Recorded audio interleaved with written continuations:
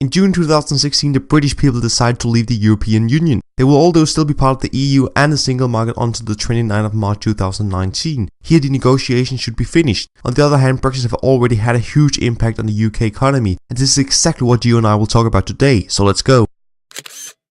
Hey guys, hope you're doing great. Welcome to EconTube, the channel for people who are fascinated about economy like myself. If you're also one of them, remember to subscribe for more economic related content. That said, let's begin talking about the whole situation concerning how Brexit has so far affected the UK economy. The way we're going to do that is by firstly looking at how it's affected the consumers or the British people. Thereafter, we will look at how it has affected the businesses that either are situated in the UK or trade a lot with them. And then at last we will look at how all of this has a relationship to why the Bank of England raised the interest rate in November 2017. So the consumers or the British people have been impacted negatively in several ways. Generally speaking, the average person's living standard has been reduced.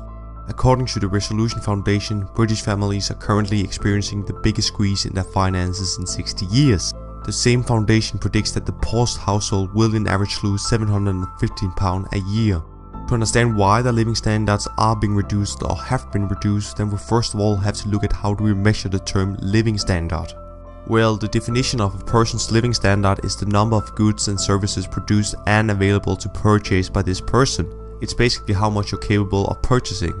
So, to measure the British people's living standard, we have to look at their income and on the prices of the goods and services that are available for them to buy. In economic terms, we have to examine the inflation and the wages in the UK. If we start out with the inflation, then on this graph here, which indicates the consumer prices for the UK, the Euro area and the United States from 2015 to 2017, you can see ever since the referendum in June 2016, the prices of goods and services have increased at about 3%, and that is more than the prices in similar economies such as the US and the Euro areas have increased. Later on in this video, you'll get explained why the prices have increased so much in the UK, so stay tuned for that. For now, the British people's living standard has declined by the inflation, considering it lowers the British people's purchasing power. This especially concerns the poorest one, since almost all of their income goes to consumption of essential things such as food or medicine. Likewise, a report from the Office for National Statistics indicates that in the end of 2016, the saving ratio fell from 5.3% to 3.3%. This is exactly due to the fact that people have to spend more money because of the inflation, so less money goes to saving. However, a high inflation doesn't always cause a decline in living standards. It does only if there is a reduction in real income. Real income is where inflation on what can be bought with that money is taken into account. So if the real income has had the same growth as consumer prices, then there wouldn't have been any difference. Unfortunately, that is just not the case, because if you look at the following graph, you will see that the nominal wages have generally been constant after the referendum, and as a result, the real wages have actually decreased in April and July in 2017.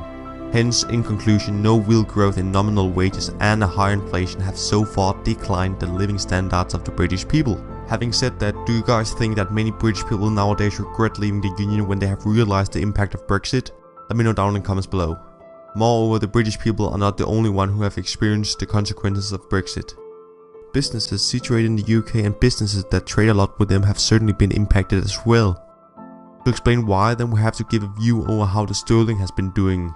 As you can see here, immediately after the vote in June 2016, the sterling experienced a decline in its value, and ever since the currency has been weak against other currencies. When this normally happens, import inflation will occur. Import inflation is literally inflation caused by an increase in the price of imports. Since Brexit increases the value of the foreign currencies against the sterling, then the British import become more expensive. The following graph also shows that the goods with high import exposure, which means goods with a higher level of risk to import, are experiencing a much higher inflation on 5 to 6% than the goods with low import exposure. An example could be meat versus education. Furthermore, import inflation doesn't necessarily only lead to an increase in the prices of the imported goods. Usually it leads to cost push inflation as well, which is where the cost for companies will increase and thereby they have to raise the prices of their products. It occurs because when it is expensive for the UK companies to buy materials to the production from foreign countries, then they have to raise the prices to have the same profit as before. Therefore, prices on domestic products might as well experience inflation. More expensive for the companies isn't the only issue. Professional service firm EY said that the UK is expected to have lost 10,500 finance jobs by day one of Brexit to cities such as Frankfurt and Paris.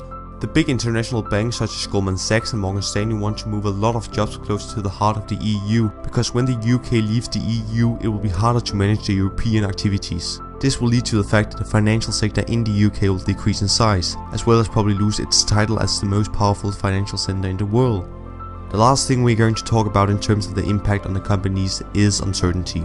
Uncertainty is really bad in the economy. It has now almost been a year since the Prime Minister Theresa May triggered Article 50, and still no one knows how the future economy of the UK will shape.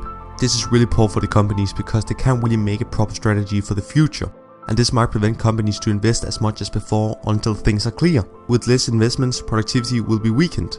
For instance, as the Martin CEO Andy Palmer demanded in September 2017 that he wanted Brexit clarity from Theresa May within 6 months. The Society of Motor Manufacturers and Traders estimated last month that a no-deal Brexit would cost the motor industry an additional £4.5 billion in tariffs, and therefore clarity is important for the British car company. However, the 6 months have passed, and as mentioned, the EU and the UK haven't simply done enough in terms of the negotiations.